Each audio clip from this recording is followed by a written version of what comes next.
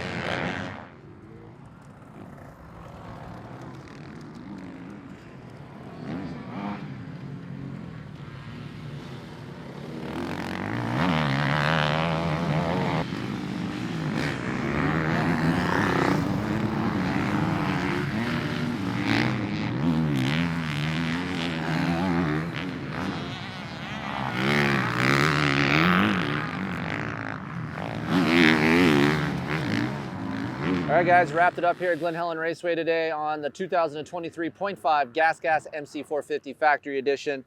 So I'm going to give you 3 points that are positive and 3 points that are negative about this bike.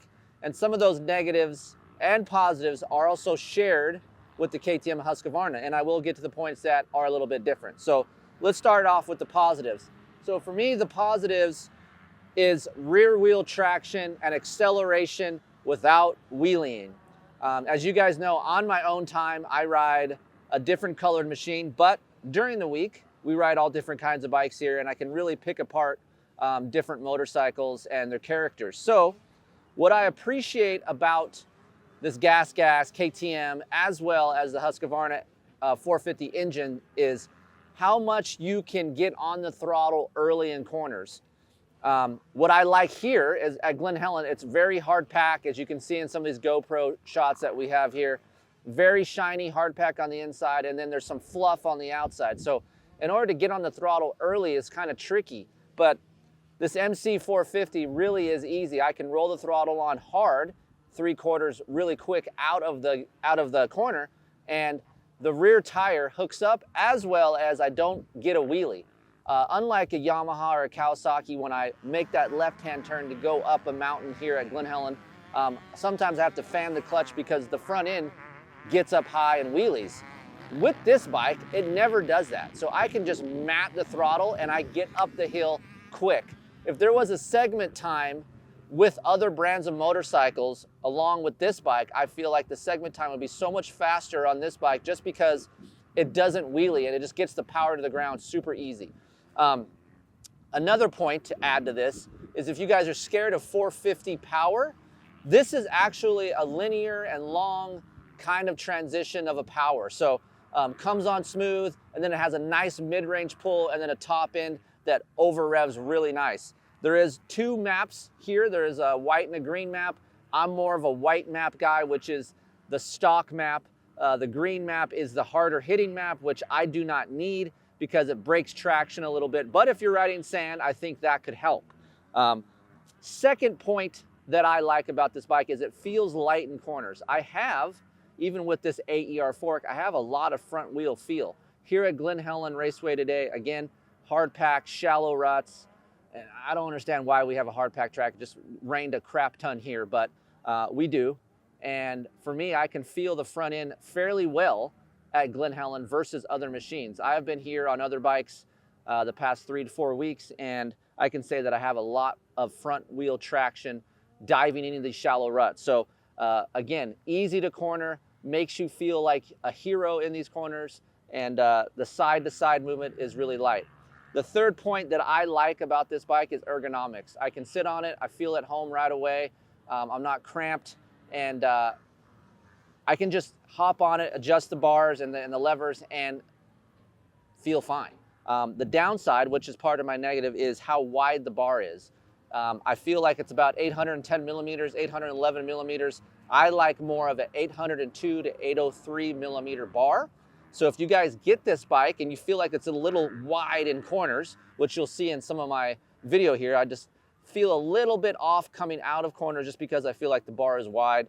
You can just slice those things on each side, get to about 803, and it's a lot better. 3 negatives that I don't like about this bike. Obviously, you hear me all the time harp on air forks.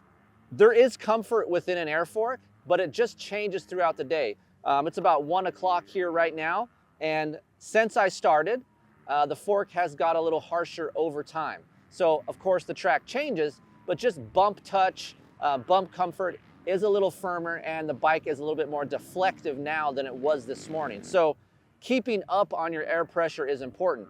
I think the bike will be fine, the fork will be fine, but you have to be diligent on checking your air pressure throughout the day. If you check it showing up, cool. You go out and ride, you might have to check it within a couple hours to make sure it doesn't rise too much to where it gets deflective. So that's one point that I feel like needs work. The KTM group, Husqvarna, GasGas, I feel like if they went to a spring fork, the bike, I think A, would be more popular, and B, be more comfortable and just be a lot more easier to work on and ride than with the air fork. So there is some positives with the air fork. Again, there is adjustability with that, but along with adjustability comes you have to keep up on it. And most of you guys out there aren't great about keeping up on your sag, your air pressures, especially when you're at the track. So that's one thing that, for me, I think they can improve on. Second thing was obviously the bar width. You guys can easily change that. You can go to Pro Taper SX Race bar is one of my favorite bars, or you can try a Race Team bar, Pro Taper Evo Race Team bar, which is like a 996 Renthal, and that will help, obviously, comfort as well. A Pro Taper is really good on dampening the feeling of the motorcycle. The third thing I dislike is vibration. The Austrian bikes, steel frame bikes, have more vibration than the aluminum frame bikes out there right now. Even a Honda. I feel like the Honda has the most vibration within an aluminum frame, but these steel frames, I get a lot of feedback and vibration through my pegs as well as the bars. So a little bit less vibration would help. I know some, engine shops do balance the cranks, and I've ridden KTMs, Husqvarnas, and GasGas with balanced cranks, and it's a lot better. So That's something you can do. Obviously it costs more money, but out of the box, they do vibrate a little bit more. It will take some time to get used to. Once you ride it a day and you don't ride any other bikes, you won't even notice it. But since I ride all different kinds of bikes, it's one of those things I notice right away. So what about the difference between this bike and a KTM and Husqvarna? I will say there is more bump compliance within a GasGas. I do not know if it's the subframe or what it is, but here at Glen Helen, I have a lot of laps here. Between the KTM and the Husqvarna, I feel like this has the most comfort this early. I'm looking at the engine meter right now, and it says 2.8 hours. 2.8 hours on a KTM Husqvarna still feels a little bit rigid, a little bit harsh. It takes a long time for those bikes to break in. This bike feels like it's already 8 hours along versus 2.8. So I do like that, especially here at Glen Helen. Straight line stability, bump comfort, to me, this bike has the most out of the three brands, so I like that. Also, the engine feels very similar to a KTM with that linear power coming out of the hole, coming out of a corner. It has a long linear power. I will say the Husqvarna has more RPM response, so if you're looking for a little bit more low end, I think that's muffler related. Akrapovic mufflers always seem to have a long linear character. This is what this bike is like. You put an FMF on, you get a little bit more low-end RPM response, as well as bottom end coming out of a corner. So depending on what you like is what muffler type you should run. I will say this for Akrapovic, they will last a hell of a long time. You can put 30 hours on this muffler and you will not have to repack it. Unlike other mufflers, anywhere between 10 to 15 hours you will have to repack. So there are some quality parts on this GasGas. Again, triple clamps already on here. Split clamps are the new rage, and for me, they do work. There's more comfort there. I like that clamp way more than the solid clamp that comes on the GasGas or the KTM and Husqvarnas. So everywhere else besides bump compliance, this bike feels very similar. So if you need a little bit more comfort out of your steel frames, look for this GasGas. Obviously, the new frame is here now with the GasGas, so now all of these frames are the same between the three brands. And I will say, took me a little while to like the body style and the layout of the GasGas, but once I rode it, it's very flat. I feel like I'm up on the bike a little bit more so than the Husqvarna. Feels similar to the KTM, but the seat is a lot more friendlier to my rear end than the KTM is. So for me, I like the layout of the bike and I like the looks. It's hard to beat a red bike. There's a lot of Honda owners out there, just get a Honda because it's red. Well, now you have an option with the GasGas and you have the Red Bull graphics, and to me it's a very sexy looking bike with the black rims and the red spoke nipples and the red hubs. So they did a great job. There's just more brands for us to choose from, which is excellent. Gives us more options with the consumer. And for me, there is a little bit less of an MSRP with this. Not much, but it's a little bit less. And if I was going to choose a steel frame motorcycle, I feel like just because of comfort and the tracks that I ride out here on the West Coast, this GasGas fits what I would like. So take it for what you will. I will be putting some more time on other GasGases, not specifically this one, but we're gonna have a long-term MC250. We're gonna talk about that here later on racerxonline.com. So look for more info on all of these bikes. And of course, we have 12 issues, 30 bucks, RacerX publication, lots of stuff to talk about in that. So check that out, subscribe, get a free product. Usually they'll send you something free, a poster or a calendar or t-shirts or something. We always do something over at RacerX that is really cool when you subscribe. And we'll be back here again to talk about the MC250 here shortly. So stay tuned to racerxonline.com for more info. And if you have any questions about this bike or any others, Kris, K-R-I-S, at KeeferInkTesting.com. I'm happy to help you guys. My door is open. Come on in. I'll talk to you, give you some info. If I don't know something, I will tell you I don't know. I don't make stuff up. So I appreciate you guys watching, and we'll be back for another one.